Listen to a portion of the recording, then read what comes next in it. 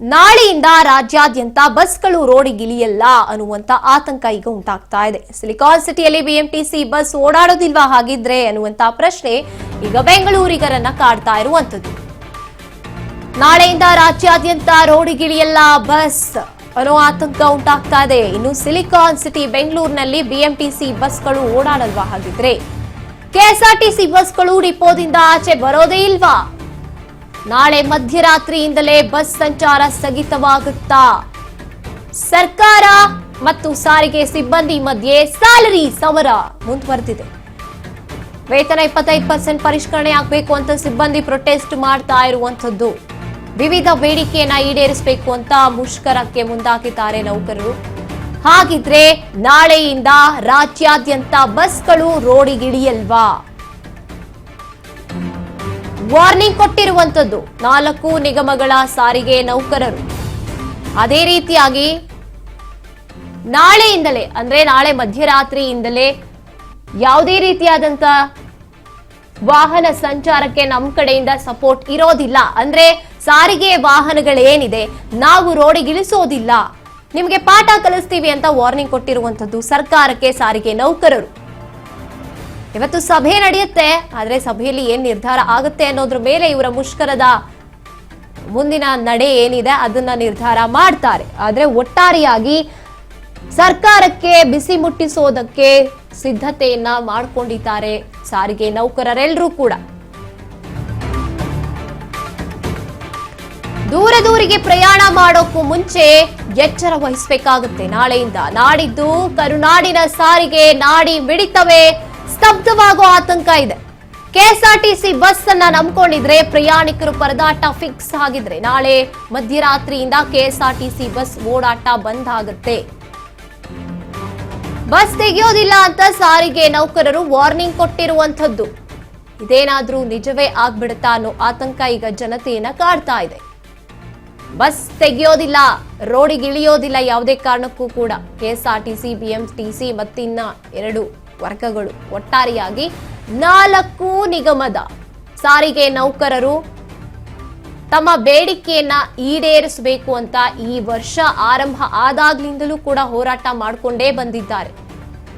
ಎಲ್ಲೂ ಕೂಡ ಅವರ ಬೇಡಿಕೆಗಳು ಈಡೇರುವಂತಹ ಹಾಗೆ ಕಾಣಿಸ್ತಾ ಇಲ್ಲ ಸಾರಿಗೆ ಇಲಾಖೆಯಿಂದ, ಸರ್ಕಾರದಿಂದ. ಅದಕ್ಕಾಗಿ ಸರ್ಕಾರ ತನ್ನ ಅಧಿಕಾರ ಅವಧಿ 3 ವರ್ಷವನ್ನ ಕಂಪ್ಲೀಟ್ ಮಾಡುತ್ತೆ. ಇದೇ ತಿಂಗಳ 20ನೇ ತಾರೀಕು 19ನೇ ತಾರೀಕೇನೆ ತುಮಕೂರಿನಲ್ಲಿ ಒಂದ್ ರೀತಿಯಾಗಿ ಆಯೋಜನೆ ಮಾಡ್ಕೊಂಡಿರುವಂತದ್ದು ಕಾರ್ಯಕ್ರಮವನ್ನ. ಅಲ್ಲೇ ನಾವು ನಿಮಗೆ ಪಾಠ ಕಲಿಸ್ತೀವಿ ಅಂತ ವಾರ್ನಿಂಗ್ ಕೊಟ್ಟಿದ್ದಾರೆ ಮುಷ್ಕರಕ್ಕೆ ಮುಂದಾಗಿರುವಂತಹ ಸಾರಿಗೆ ನೌಕರರೆಲ್ಲರೂ ಕೂಡ. ಯಾವುದೇ ಕಾರಣಕ್ಕೂ ಕೂಡ ಈ ಸಂಭ್ರಮಾಚರಣೆ ಇದೆಯಲ್ಲ ಅದನ್ನ ನಾವು ನಡೆಯೋಕೆ ಬಿಡೋದಿಲ್ಲ.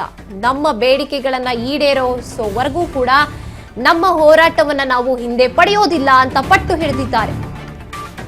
ಕೆಲವೇ ಕ್ಷಣದಲ್ಲಿ ನಿರ್ಧಾರ ಆಗುತ್ತೆ ಸಾರಿಗೆ ಬಂದ್ನ ಭವಿಷ್ಯ. ಕಾರ್ಮಿಕ ಆಯುಕ್ತರ ಜೊತೆ ಸಾರಿಗೆ ನೌಕರರ ಮೀಟಿಂಗ್ ನಡೆಯುತ್ತೆ.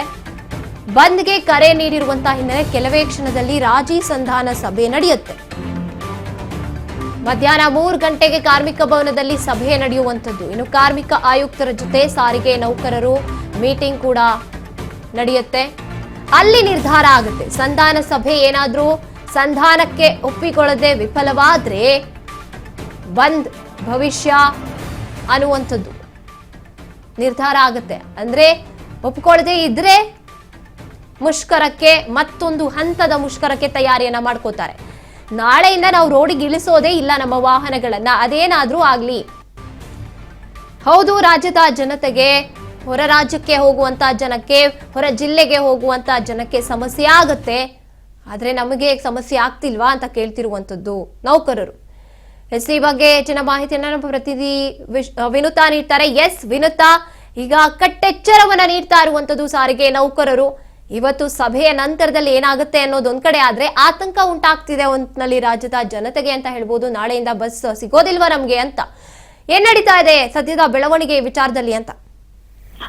ಗಾಯತ್ರಿಗೆ ವೇತನ ಪರಿಷ್ಕರಣೆ ವಿಚಾರವಾಗಿ ರಾಜ್ಯ ಸರ್ಕಾರ ಮತ್ತೆ ಸಾರಿಗೆ ನೌಕರರ ನಡುವಿನ ಒಂದು ಜಟಾಪಟಿ ತಾರಕಕ್ಕೇರಿದೆ ಅಂತಾನೆ ಹೇಳ್ತಾ ಹೋಗ್ಬೋದು. ನಾಳೆ ಬೆಂಗಳೂರು ಸೇರಿದಂತೆ ರಾಜ್ಯದಾದ್ಯಂತ ಸಾರಿಗೆ ಸಂಪರ್ಕ ಸಂಪೂರ್ಣವಾಗಿ ಕಟ್ ಆಗುವಂತಹ ಆತಂಕ ಇದೀಗ ಎದುರಾಗಿರುವಂತದ್ದು. BMTC ಆಗಿರ್ಬೋದು, KSRTC ಆಗಿರ್ಬೋದು ಸೇರಿದಂತೆ 4 ಸಾರಿಗೆ ನಿಗಮದ ನೌಕರರು ಎಲ್ಲರೂ ಕೂಡ ಜಂಟಿ ಕ್ರಿಯಾ ಸಮಿತಿಯನ್ನ ಮಾಡಿ ಅದರ ಮೂಲಕ ಅನಿರ್ದಿಷ್ಟಾವಧಿಯ ಬಂದ್ಗೆ ಇದೀಗ ಕರೆ ನೀಡಿರೋದ್ರಿಂದ ಬುಧವಾರ ಯಾವುದೇ ಕಾರಣಕ್ಕೂ ರಸ್ತೆಗಿಳಿಯಲ್ಲ ಅನ್ನುವಂತಹ ಒಂದು ನಿರ್ಧಾರವನ್ನ ಇದೀಗ ಒಂದು ಸಾರಿಗೆ ನೌಕರರು ಮಾಡಿರುವಂತದ್ದು. ಹಾಗಾಗಿ ಸಾರ್ವಜನಿಕರು ಬುಧವಾರ ಒಂದು ರಸ್ತೆಗಿಳಿಯುವ ಮುನ್ನ ಕೊಂಚ ಯೋಚನೆ ಮಾಡುವುದು ಅನಿವಾರ್ಯವಾಗಿರುತ್ತೆ. ಇನ್ನ ಏನಿದು ಸಾರಿಗೆ ನೌಕರರು ಮತ್ತು ಸರ್ಕಾರದ ನಡುವಿನ ಸಮರ ಅಂತ ನಾವು ನೋಡೋದಾದ್ರೆ, ಸಾರಿಗೆ ನೌಕರರ ಪ್ರಮುಖ ಬೇಡಿಕೆ ಅಂತ ಅಂದ್ರೆ ವೇತನ ಪರಿಷ್ಕರಣೆ ಎನ್ನುವಂಥದ್ದು. ಜಂಟಿ ಕ್ರಿಯಾ ಸಮಿತಿ 2024 ಜನವರಿಯಿಂದಲೇ ಜಾರಿಗೆ ಬರುವಂತೆ ಬರೋಬ್ಬರಿ 25% ವೇತನವನ್ನ ಹೆಚ್ಚಳ ಮಾಡಬೇಕು ಅನ್ನುವಂತಹ ಒಂದು ಪಟ್ಟನ್ನ ಹಿಡಿದು ಕೂತಿರುವಂತದ್ದು. ಆದ್ರೆ ರಾಜ್ಯ ಸರ್ಕಾರ ಮಾತ್ರ ಇದಕ್ಕೆ ಕೇವಲ 12.50 ಮಾತ್ರ ವೇತನ ಪರಿಷ್ಕರಣೆಯನ್ನ ಮಾಡ್ತೀವಿ ಅನ್ನುವಂತಹ ಆದೇಶವನ್ನ ಹೊರಡಿಸಿದೆ. ಇದರಿಂದಾಗಿ ಸಾರಿಗೆ ನೌಕರರು 2024 ಜನವರಿಯಿಂದಲೂ ಕೂಡ ನೂತನ ವೇತನ ಅನ್ವಯವಾಗಬೇಕು ಅನ್ನುವಂತಹ ಒಂದು ಬೇಡಿಕೆಯನ್ನ ಸಾರಿಗೆ ಇಲಾಖೆಗೆ ಇಟ್ಟಿರುವಂತದ್ದು. ಆದ್ರೆ ಸರ್ಕಾರ ಮಾತ್ರ 2025 ಏಪ್ರಿಲ್ 1ಕ್ಕೆ ಅನ್ವಯವಾಗುವಂತೆ ಆದೇಶವನ್ನ ನೀಡಿರುವಂತದ್ದು. ಇನ್ನು ಇದು ಸಾರಿಗೆ ಸಿಬ್ಬಂದಿಗಳ ಒಂದು ತೀವ್ರ ಆಕ್ರೋಶಕ್ಕೆ ಕಾರಣವಾಗಿದೆ ಅಂತಾನೆ ಹೇಳ್ತಾ ಹೋಗೋದು ಗಾಯತ್ರಿ. ಇನ್ನು ಸರ್ಕಾರ ಯಾವ ರೀತಿ ನಿಲುವನ್ನ ಈ ಒಂದು ವಿಷಯಕ್ಕೆ ತೋರಿಸ್ತಾ ಇದೆ ಅನ್ನುವಂಥದ್ದಾದ್ರೆ, ಇನ್ನು ಈ ಒಂದು ಬಿಕ್ಕಟ್ಟಿನ ಕುರಿತು ಸರ್ಕಾರದ ಮೂಲಗಳ ಪ್ರಕಾರ ಸದ್ಯಕ್ಕೆ ಮುಖ್ಯಮಂತ್ರಿಯರು ಘೋಷಣೆ ಮಾಡಿರೋದೇ ಅಂತಿಮ ಆಗಿದೆ ಅನ್ನುವಂಥದ್ದು. ಇನ್ನು ಸದ್ಯದ ಪರಿಸ್ಥಿತಿಯಲ್ಲಿ ಯಾವುದೇ ರೀತಿಯಲ್ಲೂ ಕೂಡ ಹೆಚ್ಚುವರಿಯಾಗಿ ವೇತನವನ್ನ ಹೆಚ್ಚಳ ಮಾಡೋದಕ್ಕೆ ಸಾಧ್ಯ ಇಲ್ಲ ಅನ್ನೋದನ್ನ ಸ್ಪಷ್ಟವಾಗಿ ಸರ್ಕಾರ ತಿಳಿಸಿರುವಂತದ್ದು. ಒಂದ್ ವೇಳೆ ಏನಾದ್ರೂ ಬದಲಾವಣೆಗಳನ್ನ ಮಾಡ್ಬೇಕಾದ್ರೆ ಅದು ಕೂಡ ಅಂತಿಮವಾಗಿ ಮುಖ್ಯಮಂತ್ರಿಯವರ ಒಂದು ತೀರ್ಮಾನಕ್ಕೆ ಬಿಟ್ಟಿದ್ದಾಗಿದೆ ಅನ್ನುವಂಥದ್ದನ್ನ ಸಾರಿಗೆ ಇಲಾಖೆಯ ಅಧಿಕಾರಿಗಳು ತಿಳಿಸಿರುವಂತದ್ದು. ಹಾಗಾಗಿ ಸರ್ಕಾರದ ಒಂದು ಈ ಬಿಗಿ ನಿಲುವಿನಾಗಿ ಸಾರಿಗೆ ನೌಕರರು ಹೋರಾಟದ ಹಾದಿಯನ್ನ ಹಿಡಿಯೋದು ಇದೀಗ ಅನಿವಾರ್ಯ ಆಗಿರುವಂತದ್ದು Gayatri. Yes, thank you Vinuta ನಿಮ್ಮೆಲ್ಲ ಮಾಹಿತಿಗಾಗಿ.